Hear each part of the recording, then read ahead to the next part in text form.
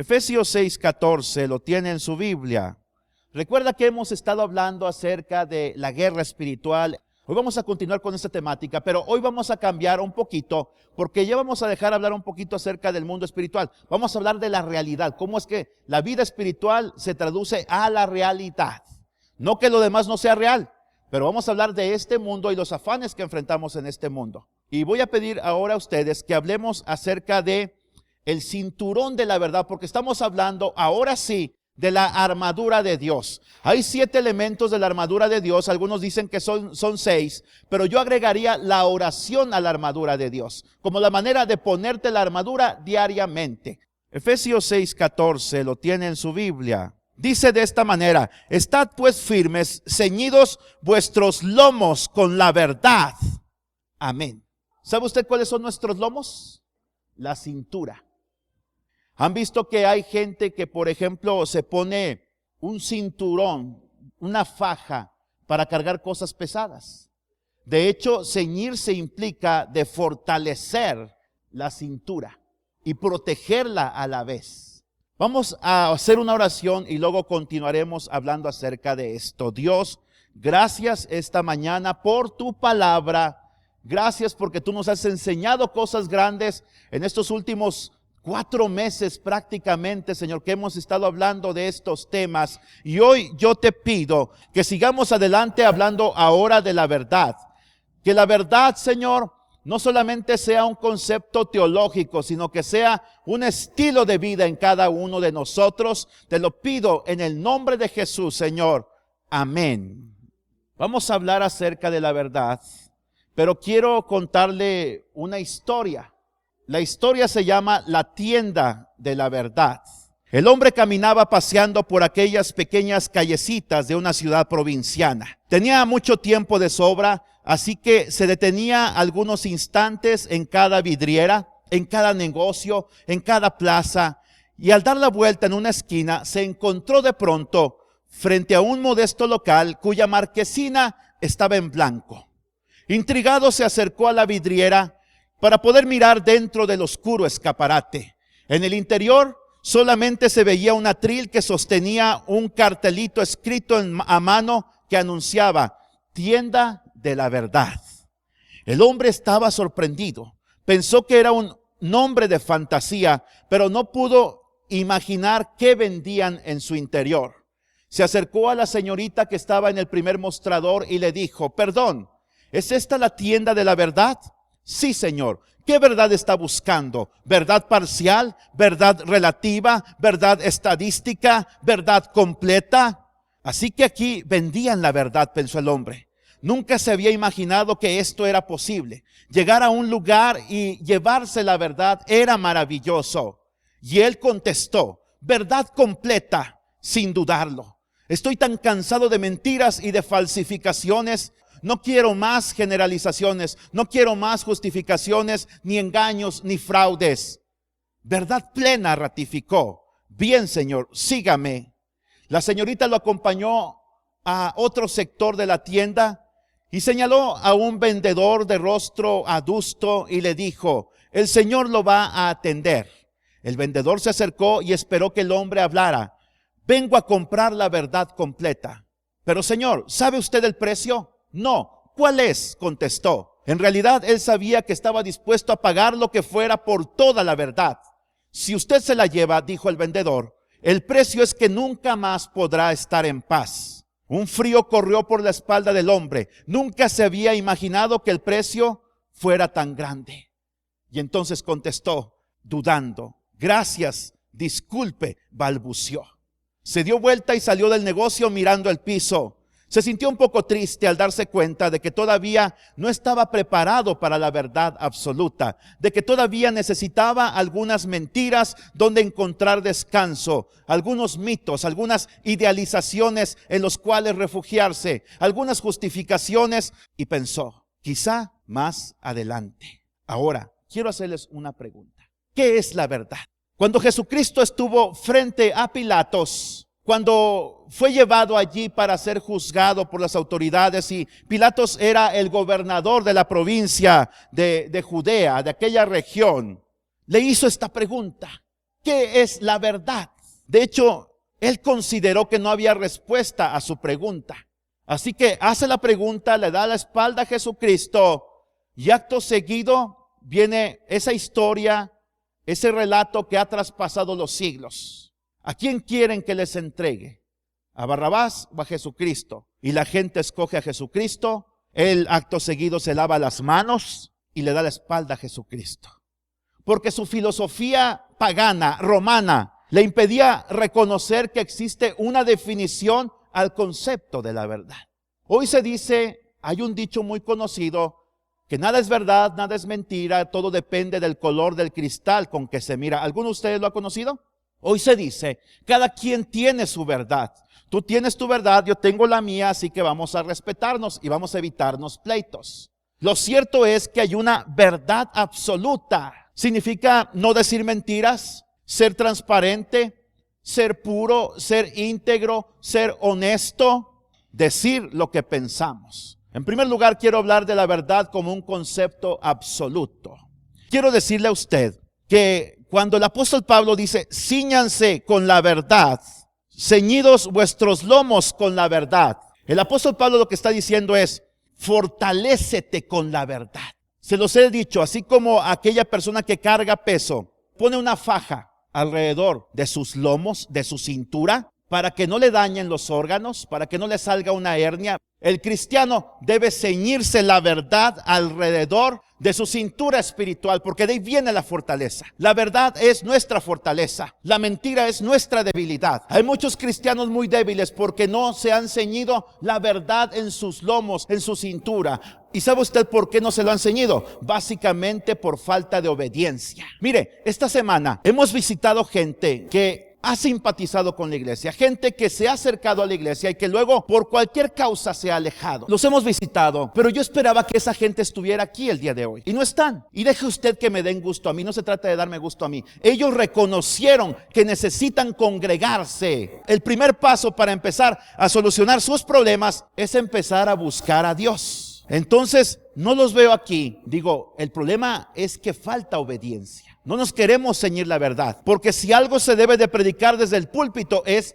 la verdad. A veces hay verdades que duelen, como en el caso de la historia del hombre. Hay veces hay verdades que no nos dejan paz. Yo no creo que Pilatos, después de ese acto tan despiadado de despreciar a la verdad que él tenía frente a sí, porque no olvide usted que Jesucristo dijo, yo soy el camino, la verdad y la vida. Y él le dio la espalda a la verdad. Hay gente que le da la espalda a la verdad y creen que van a estar en paz. El hombre de la historia que les relaté sabía que el precio a pagar era que no iba a tener paz. Pero para los cristianos, conocer la verdad, entregarle nuestra vida a la verdad, nos va a dar una paz, una tranquilidad.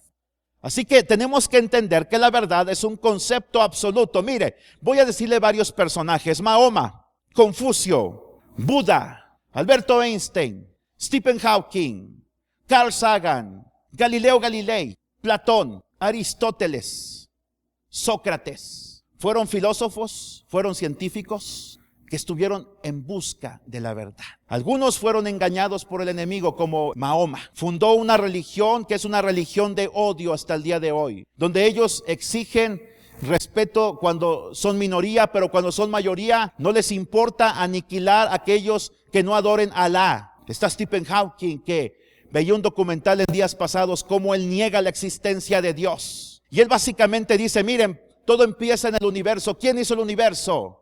Algunos dicen que lo hizo Dios, pero voy a demostrar lo contrario, dice él. Para crear el universo se necesitan 3 elementos: la energía, la masa y el tiempo. Einstein dijo, energía es igual a masa. Así que la energía y la masa son prácticamente lo mismo.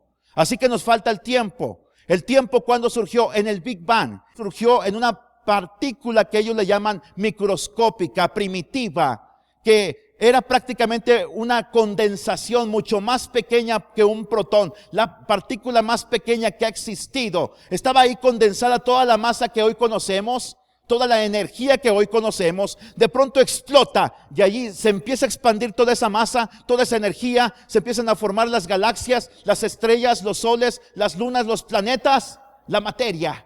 Y ahí empieza a surgir el tiempo, en el primer momento en que explota esa partícula.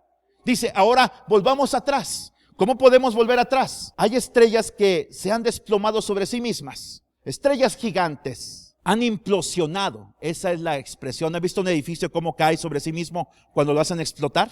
Entonces la masa se condensa la energía. Incluso si llega a pasar un haz de luz, lo tragan y lo desaparecen. Estas estrellas de masa oscura, que se les conoce como agujeros negros, estas estrellas en su interior no corre el tiempo. Entonces dice Stephen Hawking, eso fue lo que sucedió al inicio de la creación. Se roba la palabra creación de la Biblia, pero se niega a reconocer al Creador. Dice entonces, hubo un tiempo en que no había masa, no había energía, había una estrella solamente condensada. En su interior no había el tiempo. Y si no hubo tiempo, mi conclusión es que no hubo Dios. Esa es la conclusión de Stephen Hawking, oponiéndose a la existencia de Dios. Pero quiero decirles algo. Quiero decirles la realidad. Dios no depende del tiempo. ¿Sabía usted eso? Dios no depende del tiempo. Él es eterno. Nosotros dependemos del tiempo. De hecho, cuando fallecemos se pone la fecha en que nacimos, la fecha en que morimos. Tenemos principio y fin.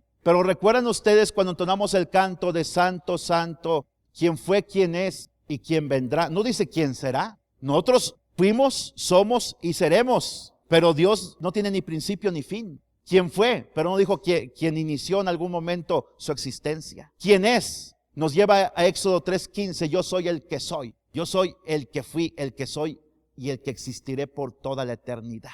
Dios no está sujeto al tiempo. Él está fuera del universo. Pablo fue al tercer cielo. El tercer cielo está fuera del universo. Salomón dijo, los cielos de los cielos no te pueden contener. Es decir, se refiere al mundo físico y material. Y usted dirá, ¿qué tiene que ver todo esto con la verdad? Pues que Stephen Hawking está equivocado. De hecho, Stephen Hawking maneja una verdad relativa y prejuiciada. Porque hace 20 años escribió un libro llamado Breve Historia del Tiempo. Y allí él hablaba de Dios como creador del universo. Y hoy 20 años después se retracta y termina diciendo que Dios no existe. Y tergiversa la verdad, tergiversa la ciencia para entonces negar la existencia de Dios. Si usted viera una foto de Stephen Hawking, es un hombre que desde hace 40 años está en una silla de ruedas. Es un hombre que le fue infiel a su esposa con su sirvienta. Abandonó a su familia por una mujer más joven. Y le voy a hablar de otro personaje ahorita, de un actor. Miren este actor. Este hombre, Joaquín Phoenix, ¿alguno lo conoce? Salió en la película El Gladiador, el emperador cómodo. Dice, no creo en Dios, no creo en una vida después de la muerte, no creo en el alma, no creo en nada. Fíjense, no creo en nada. Fíjense la tontería humana. Dice el libro de Romanos capítulo 1, profesando ser sabios, se hicieron necios. Es un actor muy reconocido, cuenta mucho su opinión. No creo en el alma, no creo en la muerte, no creo en la vida después de la muerte, no creo en nada. Pero luego dice, creo. No crees nada, pero sí crees algo. Crees tus tonterías. Creo que es totalmente justo que la gente tenga sus propias creencias si eso les hace felices. Pero para mí es algo bastante absurdo. Toda la gente que niega la verdad, que niega la existencia de Dios, hermanos, ha pasado por circunstancias muy difíciles. No tengo la foto de Stephen Hawking, pero Stephen Hawking es un hombre que está en silla de ruedas, tiene una enfermedad que ha degenerado todos sus músculos y sus huesos, no puede ni siquiera hablar, habla a través de un ordenador conectado a sus cuerdas bucales, es la única manera en que puede comunicarse, nada más puede mover sus ojos. Toda la gente que en cierto momento ha pasado por una tragedia, tienes dos opciones, una, acercarte a Dios o alejarte de Él. Te acercas a Dios, crees todo lo que Él dice, te entregas tu vida y tu corazón a Él y dices, Señor, no entiendo mi desgracia, pero la voy a tratar de asimilar y voy a entender que tú quieres lo mejor para mí. La otra opción es amargarte, negar a Dios, todo lo que tenga que ver con Dios, como estos hombres llegaron a hacer. Así que, hermanos, yo quiero decirles a ustedes que Jesucristo, contrario a todos los hombres, a todas las filosofías, contrario a todas las ciencias, Jesucristo dijo una verdad muy importante. Yo soy la verdad, el camino y la vida. Por eso, si no se conoce a Cristo, no se puede conocer la verdad absoluta. ¿Hay manera de conocer la verdad absoluta? Sí, si tú conoces a Jesucristo. Los científicos, los sabios, los filósofos se han quebrado la cabeza, han tocado las puertas. Y resulta que al subir la montaña del conocimiento, llegan al pináculo de la montaña y ahí estamos nosotros como conocedores de la verdad. Yo no solamente creo que hay vida después de la muerte, hasta sé lo que hay después de la muerte. hay un juicio, hay salvación y hay perdición eterna. Y Cristo es el camino al cielo. Pero muchos científicos batallan para compaginar la verdad con la existencia de lo divino. Entonces nos damos cuenta que la verdad es la realidad en contraste con la apariencia. La verdad es la realidad en contraste con la apariencia. A veces, fíjense, nos vemos enfermos. Decimos, ya se acabó mi vida. Te dan un diagnóstico de una enfermedad crónica que no te va a matar inmediatamente, pero al final te va a cortar la vida y va a quitar calidad de vida. Dices, ya se acabó todo. Pero quiero decirte que eso es apariencia. A veces el esposo o la esposa te abandona, te pide el divorcio, te es infiel y llegas al punto en que dices, estoy completamente solo. Y hay gente que se entrega al alcohol, se entrega a las drogas, se entrega a los placeres sexuales. Buscan personas que les puedan tal vez proveer algo de cariño a cambio de unas monedas. Eso es solamente apariencia.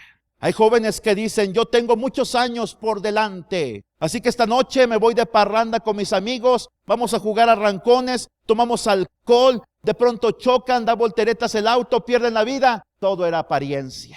Ellos decían, me voy a graduar, me voy a casar, voy a tener hijos, voy a jubilarme, voy a disfrutar la vida. Y todo acabó en segundos. Hay gente que se casa y no toma en cuenta los principios de Dios y dice, seremos felices por toda la vida. Pasan 3 meses y se divorciaron, se separaron, porque no conocían la verdad del matrimonio. De hecho, déjeme decirle que un día un joven le dijo a su padre, me quiero casar, papá. El papá le contesta, a ver, mijo, agarre una hoja y tome una pluma y quiero que escriba lo siguiente. Es más, tráigase un cuaderno y póngase a escribir. A ver, número 1, 3 kilos de frijol. Número 2, 1 litro de aceite. Número 3, un cartón de huevo. Número 4, ¿qué más? 2 kilos de papa. Y hasta que el hijo empezó, papá, ¿qué es esto? Dijo, mira, vas a llenar ese cuaderno con la lista que te voy a dar, porque es lo que vas a hacer el resto de tu vida. Todo tu dinero se va a ir para allá. Y cuando vengan los hijos, olvídate de comprarte ropa nueva, olvídate de comprarte zapatos cada 3 meses, porque esa es la verdad. Y a veces nuestros jóvenes no están preparados para la verdad. Piensan que todo va a ser color de rosa. Hay jóvenes que no se ponen de acuerdo y dicen, ¿sabes qué, mi amorcito, mi querubín? Mi güera, le dice el esposo a la esposa. No te preocupes, mi amorcito, yo hago todo. Tú nada más dame amor. Y al mes ya se fastidió de estar barriendo, lavar los trastes. Y luego explotan y vienen problemas. Porque a veces los jóvenes basan su relación matrimonial en torno al sexo nada más. En torno al romance.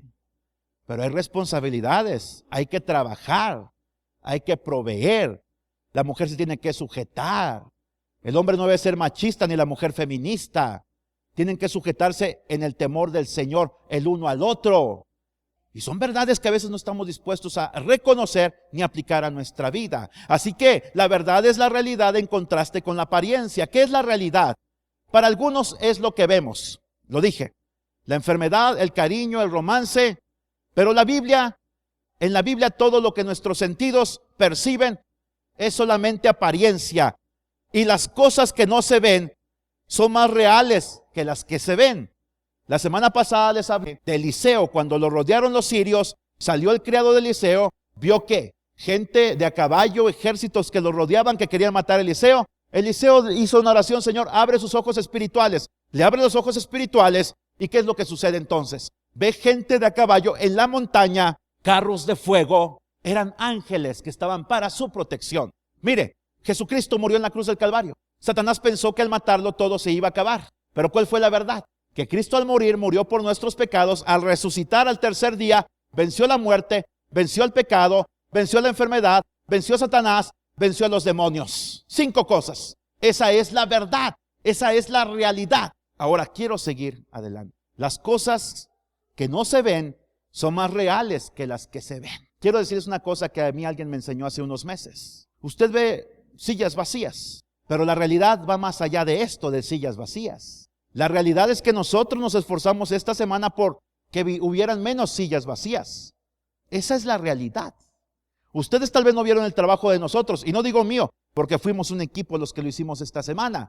Pero la realidad es que tarde o temprano, si seguimos trabajando, va a haber gente que haga caso a la verdad, así como ustedes han hecho caso a la verdad, y estas sillas van a estar llenas. ¿Te fijas que no debes de fijarte en las apariencias? Va a haber la ocasión en que algunos de ustedes se vayan de viaje, otros se enfermen, otros se les ponche la llanta del carro, y nada más vamos a estar mi familia e Isaí aquí tocando la alabanza y cantándole a Dios. Es solamente apariencia, porque la realidad es que Dios ya tiene un proyecto para nuestra vida, para nuestras familias y para nuestra iglesia. Por eso no te dejes llevar por apariencias. A veces te dicen, vamos a hacer recortes en el trabajo. No te dejes llevar, confía en Dios y Él te concederá las peticiones de tu corazón. A veces las ventas bajaron en tu negocio. Confía en Dios, que te dé sabiduría para saber si debes seguir el negocio, una estrategia nueva para trabajar, para impulsar el negocio. A veces el ministerio, nadie te invita a cantar, nadie te invita a predicar.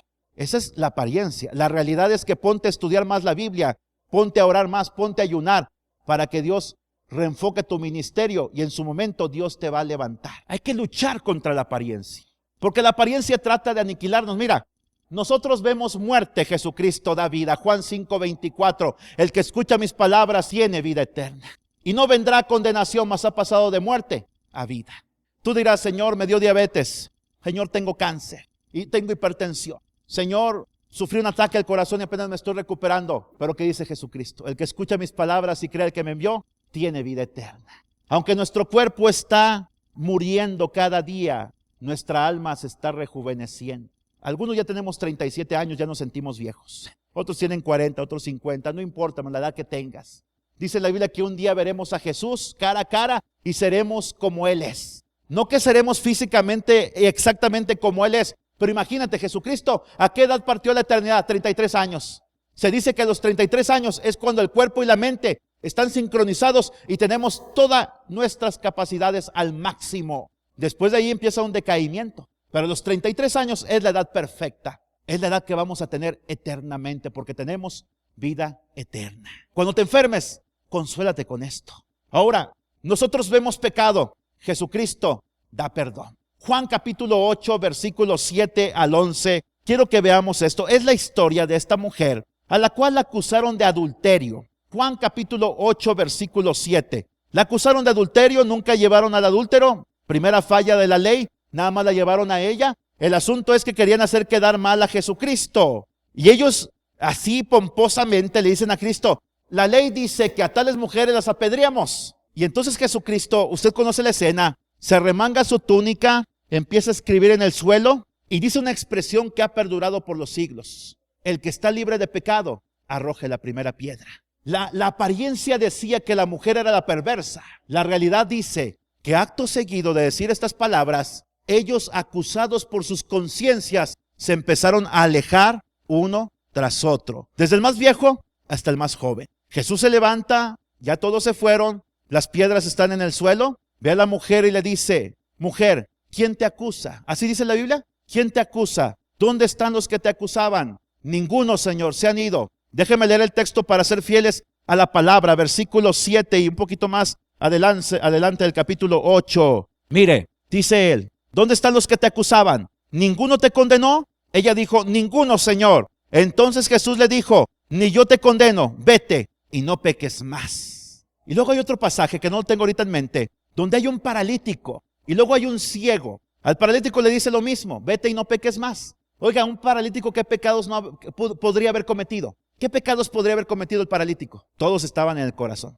Marcos capítulo 7, versículo 23, búscalo Isaías a ver si ahí habla de todas las cosas que provienen del corazón. Las maldades que provienen del corazón. A ver si no me equivoqué. Marcos capítulo 7, versículo 23. Ese hombre no tenía la capacidad para irse al conejo loco, ¿verdad? Al gato azul o no sé. Yo no visito sus lugares que no sé sus nombres. ¿Cómo dice? 7:23. Marcos 7:23. De dentro salen y contaminan al hombre. De su corazón. ¿Y cuál es la lista? 21. A ver, lee el 21, por favor. Hasta ahí. De dentro del corazón de los hombres, ¿qué sale? Las fornicaciones, homicidios, hurtos, odio, envidias, celos, contiendas, divisiones, pura obra de la carne, pura fina persona se nos es presentada ahí. A la mujer le dijo, vete y no peques más. Al paralítico le dijo, vete y no peques más.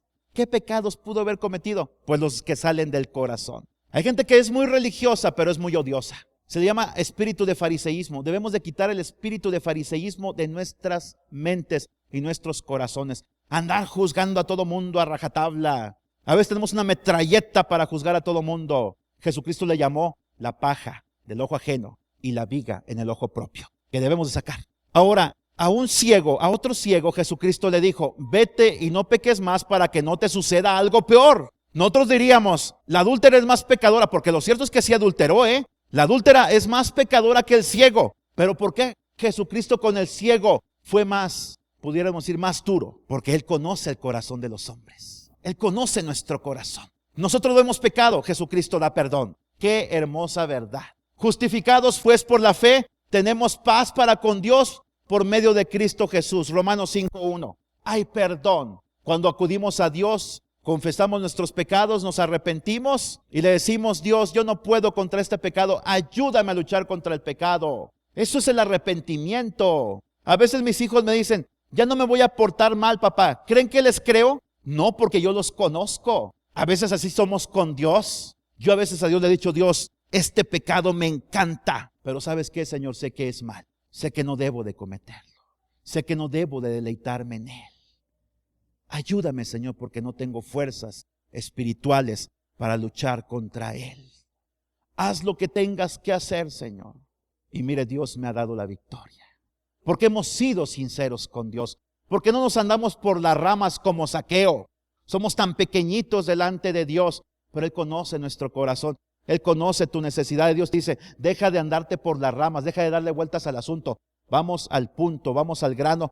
Mira, nosotros vemos perdición, pero Jesucristo da salvación. Lucas 19:10. El Hijo del Hombre vino a buscar y a salvar lo que se había perdido. Jesucristo fue a Jericó. Había una gran multitud que le seguía. De pronto Él nota que alguien lo está viendo. Voltea hacia arriba. Había un sicómoro. Allí está Zaqueo. Y ve la necesidad de Zaqueo porque es un hombre chaparrito. No podía acercarse por en medio de la gente. La gente lo hacía a un lado, lo tumbaba, lo confundían con un niño. Jesucristo lo ve. Dice Zaqueo, baja de ese árbol, porque es necesario que hoy pose en tu casa. Y como Zaqueo tenía una profesión, que era cobrar impuestos, ¿y a quién le cae bien el secretario de Hacienda? Pregunto. Entonces está entendiendo a Zaqueo por qué la gente lo odiaba. La gente se empezó a escandalizar. Oye, va con el secretario de Hacienda, el que nos roba los impuestos. Pura apariencia. Jesucristo ve la necesidad del corazón. Fue a comer con él. ¿Y qué es lo que sucede? Cambia el corazón de Zaqueo. La verdad es que el corazón tiene que cambiar. No podemos vivir de apariencias. Parece que soy cristiano, pero mi corazón no ha cambiado. ¿Qué es lo que dice él? Señor, si a alguien le he robado, se lo devuelvo cuadruplicado. La ley decía que nada más podía regresar el 20% de lo que te había robado. Él dice, se lo devuelvo 4 veces más. Y luego dice, ¿y la mitad de mis bienes doy a los pobres? Empieza a resarcir los daños que había hecho. Es parte de la verdad. A veces dices, ya Dios me perdonó, gloria a Dios, aleluya, voy al culto, canto. Pues sí, pero ahora tienes que empezar a arreglar los problemas que causaste. Con la esposa, con el esposo, con los hijos, pedir perdón. Si no, vamos a vivir con ese espíritu de fariseísmo que Dios no tolera. En cuarto lugar, nosotros vemos injusticia, robos, asesinatos, secuestros. Pero Jesucristo ofrece un reino donde todo esto se acabará. Segunda de Pedro 3:9. El Señor no retrasa su promesa, según algunos la tienen por tardanza, sino que es paciente con todos, no queriendo que ninguno perezca, sino que todos procedan al arrepentimiento. La gente dice, la maldad se está multiplicando, Dios no existe. No, es que Dios ha abierto una puerta de oportunidad para los pecadores no arrepentidos. Y hay gente que se burla cuando decimos, Maranata, Cristo viene. Porque la venida de Cristo es real, está a la puerta. Y hay gente que niega la existencia de Dios, se burla de Dios, se burla de los cristianos, pero no entienden la realidad, que Dios está esperando que la gente se siga convirtiendo, que procedan al arrepentimiento. Y luego encontramos más adelante el reino donde todo esto se acabará. Por lo cual, versículo 14, oh amados, estando en espera de estas cosas, procurad con diligencia ser hallados por Él sin mancha e irreprensibles en paz. Versículo 15, escuche, tened entendido que la paciencia de nuestro Señor es para salvación, como también nuestro amado Pablo, según la sabiduría que le ha sido dada, os ha escrito. Hay un reino donde todo esto se va a acabar, que la Biblia le llama, en el libro de Apocalipsis, cielo nuevo y tierra nueva, donde reina la justicia. Nosotros esperamos, versículo 13, según sus promesas, las promesas de Dios, cielos nuevos y tierra nueva, en los cuales mora la justicia. Allá, mire, no va a haber necesidad ni de ejércitos que nos defiendan, no va a haber necesidad de policía, de nada, ni de guardias de seguridad. Allá se acabó todo. Allá el pecado no va a existir, porque allá solamente van a entrar los que anduvieron en la verdad y los que le entregaron su vida a Jesucristo. Mire, nosotros, hermanos, vemos vejez y enfermedad. Pero ¿qué es lo que nos enseña Jesucristo? Es lo que nos ofrece: un cuerpo espiritual. Según los Corintios 5, esto es importante porque a veces empezamos a sentir el paso de los años, nos empezamos a desanimar, nos enfermamos, a veces sentimos que Dios no responde o creemos que Dios no responde a nuestra oración de sanidad. Pero hay que entender, hermanos, que el pecado entró al mundo por un solo hombre llamado como Adán. Y junto con el pecado vinieron consecuencias. ¿Qué consecuencias? La enfermedad, la vejez y la muerte. Así que el pecado no es culpa de Dios, es culpa del hombre. Según los Corintios 5, del 1 al 5. Déjenme leer algunos pasajes.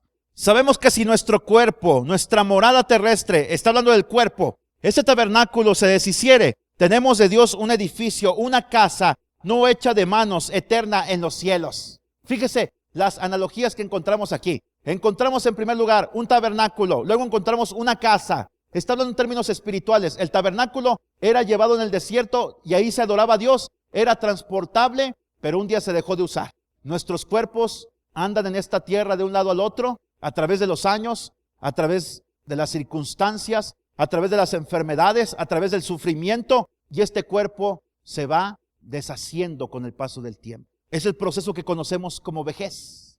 Pero dice, tenemos de Dios una casa no hecha de manos, eterna en los cielos. Gloria a Dios, porque son cuerpos espirituales que Dios nos ha provisto para cuando partamos de esta tierra, si Cristo no viene antes por su iglesia. Así que cuando sientas los ataques, los achaques de la enfermedad en tu cuerpo, consuélate con estas palabras. Y déjame decirte otra cosa. Y por eso también gemimos, porque deseamos ser revestidos de aquella nuestra habitación celestial. ¿Alguno de ustedes ha llorado alguna vez por una enfermedad? ¿Ha sentido tristeza por alguna enfermedad? Ese es el gemir de los hijos de Dios que desean ser revestidos. La palabra revestir significa volver a vestir. Adán y Eva, antes de que cayeran al pecado, estaban vestidos con cuerpos que nunca iban a morir. Cuando ellos pecan, el primer efecto es que sintieron vergüenza, sintieron temor, se escondieron porque estaban desnudos. Dios nos desnudó a raíz del pecado a través de nuestros primeros padres. Deseamos nosotros ser revestidos. Nosotros nacemos desnudos, física y espiritualmente. Y lo físico es reflejo de lo espiritual. Por eso nos vestimos. Deseamos ser revestidos, no de esta ropa material, de nuestra ropa espiritual, de nuestro cuerpo espiritual. Y eso provoca un gemir en nosotros. Porque los que estamos en este tabernáculo gemimos con angustia. No quisiéramos ser desnudados. Ahora hay una contradicción. Aunque quisiéramos ser revestidos, tampoco quisiéramos morir, porque la muerte nos va a desnudar nuestra alma. Nuestra alma la cubre el cuerpo. Y cuando morimos, el alma se separa del cuerpo. Y nadie quiere morir. ¿Quién me dice aquí que quiere morir? ¿Quién dice que quiere morir? Hoy sale un camión para el cielo en la noche. ¿Quién quiere irse? ¿Verdad que nadie? Ese es el gemir de los hijos de Dios. Queremos ser revestidos. Hay una contradicción, pero no queremos morir. ¿Verdad que quisiéramos que viniera Cristo por su iglesia? Mejor, para que nos transforme inmediatamente y nos lleve al cielo. Pero tal vez esta generación todavía le va a tocar morir. Así que la muerte es una realidad. Es consecuencia del pecado y consecuencia de la enfermedad. Ahora hay que entender esto.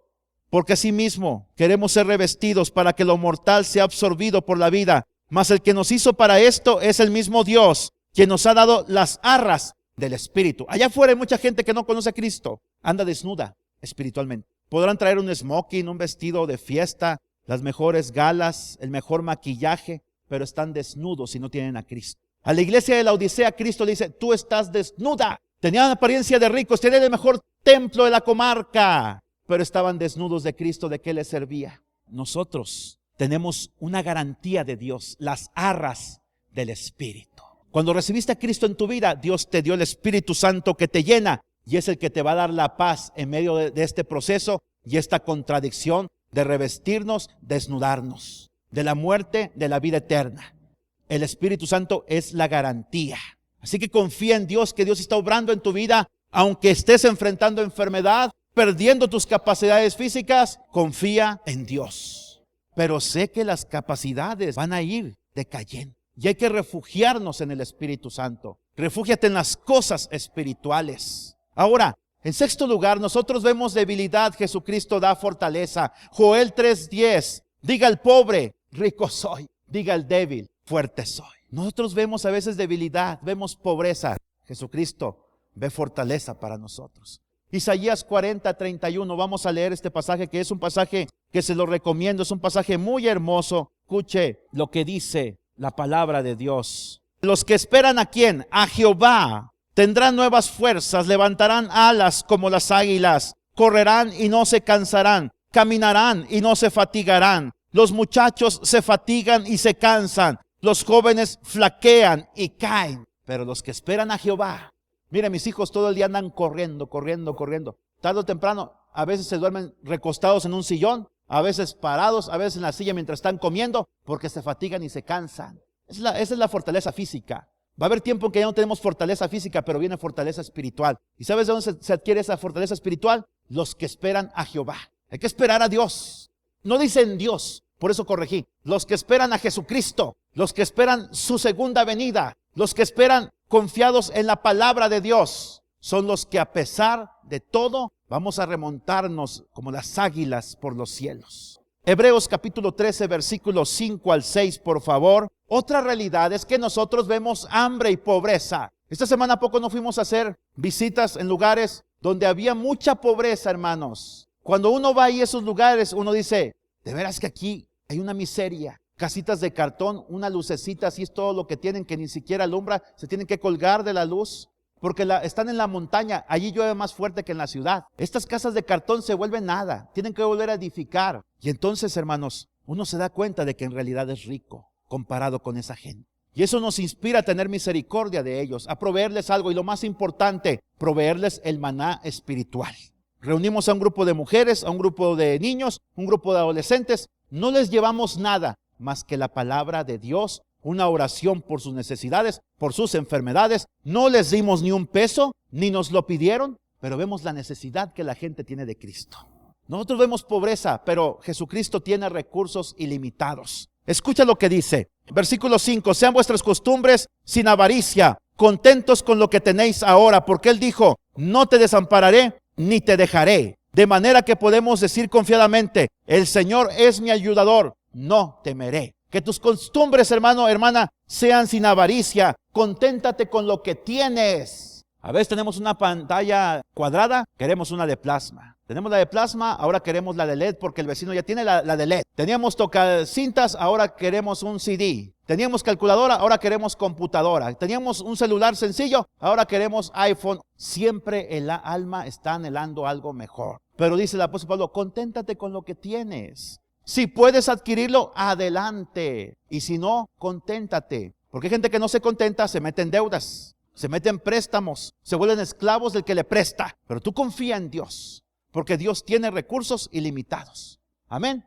La realidad nos damos cuenta que es Jesús. Hay un mundo invisible espiritual en contraste con todo lo que nos rodea. El sistema, la vanagloria, el poder, las diversiones, los placeres de esta vida, todo lo que el mundo nos pudiera ofrecer es una mera apariencia. No es cierto que las drogas, no es cierto que 1000 mujeres, que el dinero o la religión nos puedan llevar a la felicidad. Fíjense, en la palabra de Dios hubo personajes que vivieron de puras apariencias y los voy a poner si los quieren apuntar. En primer lugar, la mujer samaritana. Juan capítulo 4 versículos 13 al 19. Tuvo 5 maridos, luego tuvo un amante. Un día Jesucristo dice que le era necesario pasar por Samaria, se sienta ahí junto al pozo de Sicar. Él conocía el corazón de esa mujer, sabía que iba a llegar al mediodía. Llega la mujer, le dice, dame de beber. La mujer le dice, Señor, tú eres judío, yo soy samaritana, no nos podemos hablar, tú eres hombre, yo soy mujer. Hay situaciones que impiden que tú y yo entablemos un diálogo. Y Jesucristo le dice, si supieras quién es el que te ofrece agua,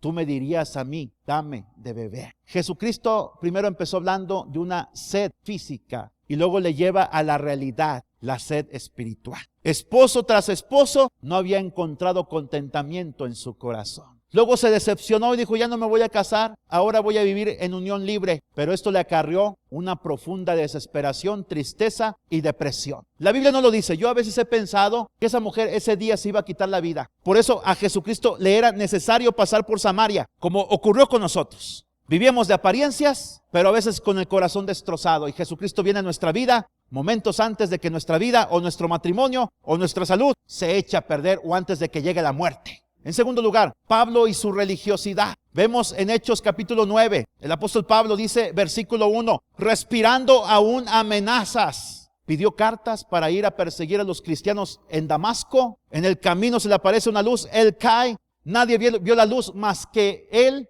Y escucha una voz que le dice, Pablo, Pablo, ¿por qué me persigues? Porque la realidad es que él no estaba persiguiendo a la iglesia, a los cristianos. Él estaba persiguiendo a Jesucristo. Dice la Biblia, el que os toca, toca a la niña de mi ojo. El que toca al pueblo de Dios está tocando a Jesucristo. Dura cosa te es dar coces contra el aguijón. Y entonces aquel se levanta, ¿qué quieres, Señor, que haga? Le da instrucciones. Luego toma a otro hombre, el Señor Jesucristo, a un discípulo llamado Ananías. Ve y predícale, ora por él, bautízalo. Y luego Pablo se le caen unas escamas de los ojos porque había perdido la vista durante 3 días. Vuelve a ver, se bautiza, empieza a predicar a Cristo. Pero hay un pasaje muy importante en el Hechos capítulo 9, donde dice, porque instrumento escogido me es este, para anunciar mi palabra ante las naciones, ante los sacerdotes, ante los reyes, y yo le enseñaré cuánto le es necesario padecer por mi causa. El que antes hacía sufrir a otros, el que llevaba a la muerte a otros, ahora por predicar a Cristo tiene que pagar un precio. ¿Cuál es? Sufrir por la causa de Cristo. Pablo, en el año 63 después de Cristo, en la ciudad de Roma, fue mandado a asesinar por Nerón. Le cortaron la cabeza. Se cumplió la palabra de Jesucristo. Pero él antes vivía de apariencias. Miren, Filipenses capítulo 3, versículos del 4 al 8. Él dice, yo tengo también de qué confiar en la carne. Versículo 5, circuncidado al 8º día, del linaje de Israel, de la tribu de Benjamín, hebreo de hebreos, en cuanto a la ley fariseo, en cuanto a celo perseguidor de la iglesia, en cuanto a la justicia que es en la ley, irreprensible. Pero cuantas cosas eran para mi ganancia, las he estimado como pérdida por amor de Cristo. Pablo, su vida religiosa era pura apariencia. Dice, esas cosas para mí ahora son pérdida. El amor de Cristo es la realidad para mí. Hay gente que a veces se ve en la disyuntiva de tener que dejar una religión. Mira, yo un día dejé una religión para ganar a Cristo en mi corazón. Y mi religión era evangélica. El asunto es que yo era muy religioso. El problema no era la denominación. El problema era mi corazón religioso. Yo era un fariseo. Y un día como Pablo, dejé mi religiosidad. Dejé las cosas buenas en mi corazón, como la palabra sobre todas las cosas, las predicaciones que escuchaba, pero cambié mi mente, cambié mi forma de pensar. Porque yo antes, mire, yo era así. Iba a todos los cultos en la iglesia. Oraba 2 horas al día. Ayunaba 2 días a la semana. Yo era así de religioso. No le estoy leyendo la Biblia. Así era mi vida. Evangelizaba todos los sábados. Y cuando iba a rendirle cuentas a Dios, así le llamaba yo, a Dios vas a tener comunión, no a rendirle cuentas. Y entonces no vas a presumirle. Le decía a Dios, mira, hice todo esto y esto y esto otro. Y Dios me decía, a mí eso no me sirve de nada. Y yo me consternaba y eso me empezó a quitar el sueño, la paz. Empecé a tener temor a morir. Y Dios me dijo, tienes que recibir a Cristo como tu Salvador. Nunca lo has hecho verdaderamente. Y entonces, mire, yo dejé de confiar en las obras. Confié en Jesucristo, di un salto al vacío, pero Cristo me atrapó y empecé a confiar en Él. El temor a la muerte, el terror al infierno, se fueron. Se fue la falta de sueño, se fue la desesperación, se fue el vacío y la soledad. Y empecé a vivir una verdadera vida cristiana. Hasta los 21 años tú me veías con una sonrisa colgate, pero no era feliz. Todo era apariencia. Hasta que le entregué mi vida a Cristo, viví la realidad del cristianismo. Como el apóstol Pablo. El joven rico, Lucas 18, 22 al 24. Sí, tenía muchas propiedades. Incluso él era predicador en la sinagoga. ¿Qué le dice Jesucristo? Vende todo lo que tienes, dalo a los pobres, ven y sígueme. Él se puso muy triste porque le interesaban más, amaba más las riquezas que a Cristo. Pura apariencia. El rico insensato, Lucas 12, 16 al 20. Sus tierras habían producido mucho. Dice, ya me voy a jubilar ahora sí. Voy a construir más graneros, voy a vivir el resto de mi vida con lo que tengo. Me voy a dedicar a las fiestas, a la vida placentera. Y escucha una voz que le dice, necio, esta noche vienen a pedirte tu alma y lo que has juntado, ¿de quién será? Pura apariencia. La verdad es que nada en este mundo puede saciar nuestro vacío espiritual. Mire, primera de Juan capítulo 2, versículo 15 al 17. Primera de Juan capítulo 2, versículo 15 al 17, por favor. No améis al mundo ni las cosas que están en el mundo. Si alguno ama al mundo, el amor del Padre no está en él. Porque todo lo que hay en el mundo, los deseos de la carne, los deseos de los ojos, la vanagloria de la vida, no proviene del Padre, sino del mundo. El mundo pasa y sus deseos, pero el que hace la voluntad de Dios permanece para siempre. La verdad es que nada en este mundo puede saciar nuestro vacío espiritual.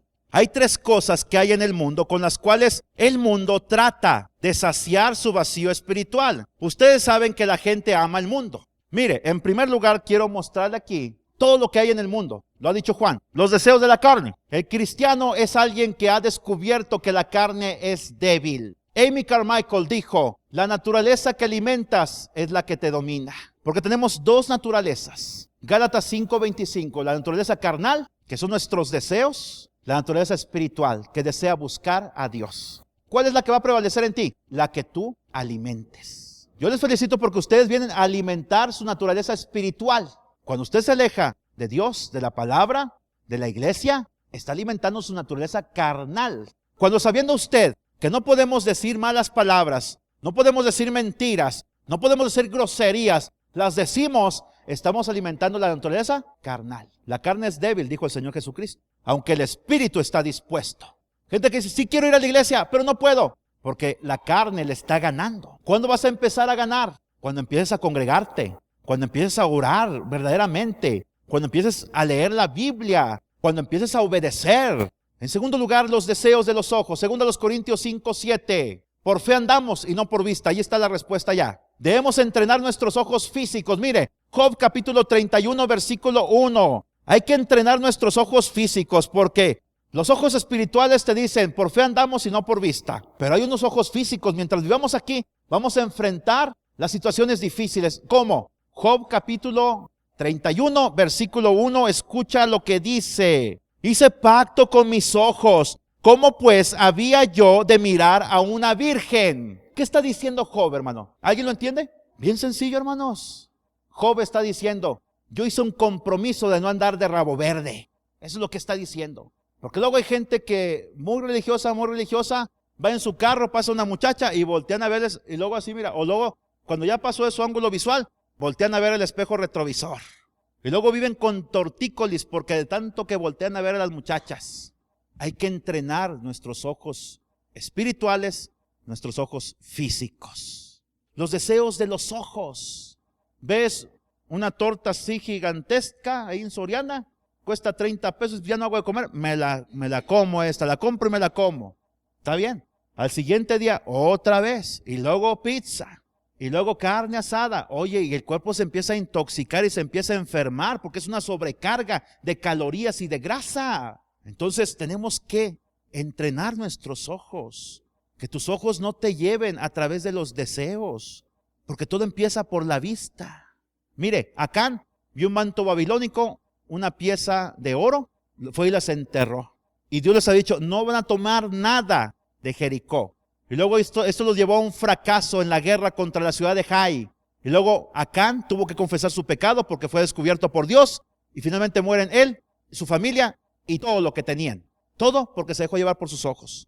Lot, cuando vio la tierra de Sodoma y Gomorra, era una tierra fértil, pero estaba llena de pecado. Y él se dejó llevar por sus ojos, le dijo a Abraham, ¿sabes qué? Yo escojo esta parte porque hasta parece el Edén. Todo eso era un valle fértil. Sembraba la semilla, en su tiempo producía fruto. Luego se fue a Sodoma y Gomorra, era como Las Vegas del día de hoy, lleno de inmoralidad, lleno de vicios, lleno de pecado. Llegó a ser consejero principal en el cabildo de esa ciudad y luego se contaminó. Sus hijas andaban de novias con sodomitas y finalmente lo perdió todo. Su mujer se convirtió en estatua de sal. La ciudad desapareció por el fuego que Dios envió sobre ella. David estaba en el terrado de su casa, descansando, flojeando. Es lo que dice la Biblia. Segunda de Samuel capítulo 11. Flojeando ahí en la casa, eludiendo sus responsabilidades. No estudiaba la palabra de Dios. Se dejaba llevar por sus placeres. Siempre el pecado. Hubo un principio que te llevó a él.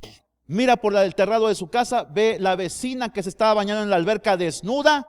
Se dejó llevar por sus ojos, la mandó traer y usted conoce el resto de la historia. David y Betsabé. Los deseos de los ojos. Hay que entrenar nuestros ojos espirituales, nuestros ojos físicos. Por ejemplo, ayer el taxista, ¿verdad? Y me dice, es que la llanta está a punto de reventarse. Dije, tenga fe, estamos haciendo la obra de Dios. No, es que a usted se le hace fácil decirlo, pero yo soy el que aquí, si se me poncha la llanta, ¿cómo le hago? No importa, le dije, le ayudamos, pero confíe que no le va a pasar nada a su carro. Tenemos que infundirle fe a la gente. No te estoy diciendo que tampoco hagas declaraciones de fe o confesión positiva donde tú forces a Dios o trates de forzarlo a Dios a que haga lo que tus labios dicen. Pero sí confiar en que en medio de una enfermedad, de una tormenta, una tempestad, un problema difícil, Dios está haciendo su voluntad. A eso fue a lo que Dios nos llamó. Miren, Jesucristo tenía sus sentidos entrenados para percibir la realidad y distinguirla de la mentira o de la fantasía. Juan capítulo 2, 23 y 24 dice que Jesucristo no se fiaba de los hombres porque Él conoce el corazón de los hombres. Él sabe lo que hay en tu corazón. Él de la gente hipócrita no se confiaba porque Él conoce el corazón de los hombres. Mire, Mateo 22, 17 al 18, le dieron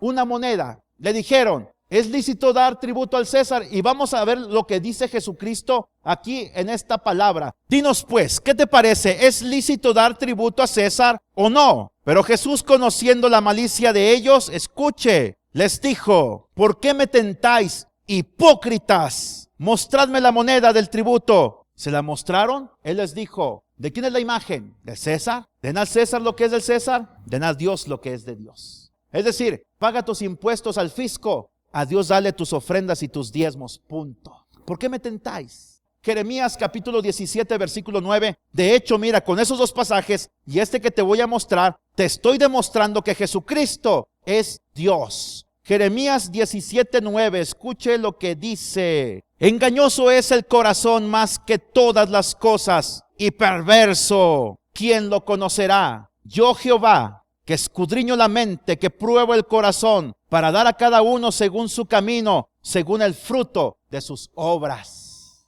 Engañoso es el corazón más que todas las cosas y perverso. Hay gente que a veces dice, pastor, ahora sí le voy a echar ganas. Ahora sí me voy a acercar a la iglesia. Engañoso es el corazón y perverso. Hay gente que me dice, pastor, le prometo que voy a dar esto para la iglesia y esto otro y esto otro. Engañoso es el corazón y perverso. Pastor, ahora sí voy a dejar el adulterio, voy a dejar de andar de chiflado. Ahora sí voy a ser fiel a mi esposa. 2 meses vienen a la iglesia, al siguiente mes. Engañoso es el corazón y perverso. Hermanos, nosotros no podemos andar con mentiras y mucho menos con Dios. Eclesiastés capítulo 5, hay gente que va al templo, hay gente que está en la presencia de Dios, hace promesas. A Dios no le gustan las promesas. Dios es sí o es no. Mira lo que dice aquí. Cuando fueres a la casa de Dios, guarda tu pie. Acércate más para oír que para ofrecer el sacrificio de los necios, porque no saben que hacen mal. ¿Cuál es el sacrificio de los necios? Versículo 2. No te des prisa con tu boca, ni tu corazón se apresure a proferir palabra delante de Dios, porque Dios está en el cielo, tú sobre la tierra, por tanto sean pocas tus palabras. Versículo 4. Cuando a Dios haces promesa, no tardes en cumplirla, porque Él no se complace en los insensatos. Cumple lo que prometes. Mejor es que no prometas y no que prometas y no cumplas. No dejes que tu boca te haga pecar, ni digas delante del ángel. ¿Quién es el ángel? El pastor, no el Señor, el pastor. Ni digas delante del ángel que fue por ignorancia. ¿Por qué harás que Dios se enoje a causa de tu voz y que destruya la obra de tus manos?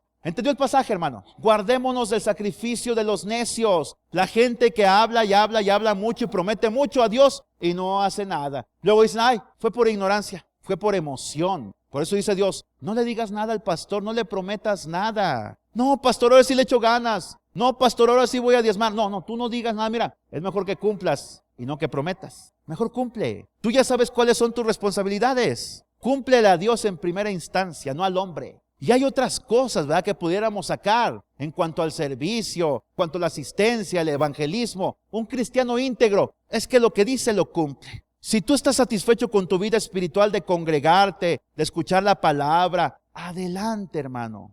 Si tú dices, todavía no estoy preparado para salir a evangelizar o no tengo tiempo, adelante, hermano. La vida cristiana no debe ser una carga.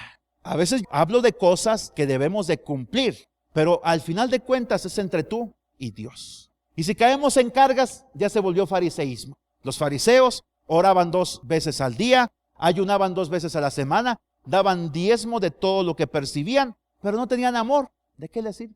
Vida de apariencias, vida de mentiras. Porque engañoso es el corazón más que todas las cosas, pero Dios prueba los corazones y da a cada uno según sus obras. Obras de justicia, por cierto. Tercer lugar, tenemos la vanagloria de la vida. El poder, el reconocimiento, el control, la alabanza, el aplauso, que el hombre busque, que los demás le entreguen. Hay gente que nada más vive de esto, que nada más le reconozcan. A veces hay gente que me dice, hermano, predica muy bonito, gloria a Dios. Porque la gloria es nada más para Él. Yo nada más soy el burro que habló, pero prefiero ser el burro antes que el profeta que era un perverso, el dueño de la burra, Balaam. Prefiero ser el burro y que Dios me utilice, porque si Dios puede usar una quijada para matar a 1000 filisteos, puede usar un burro completo para su gloria. Porque acuérdense que Cristo cuando entró a Jerusalén iba montado en un pollino. Los siervos de Dios nada más debemos ser pollinos, porque toda la gloria es para Él.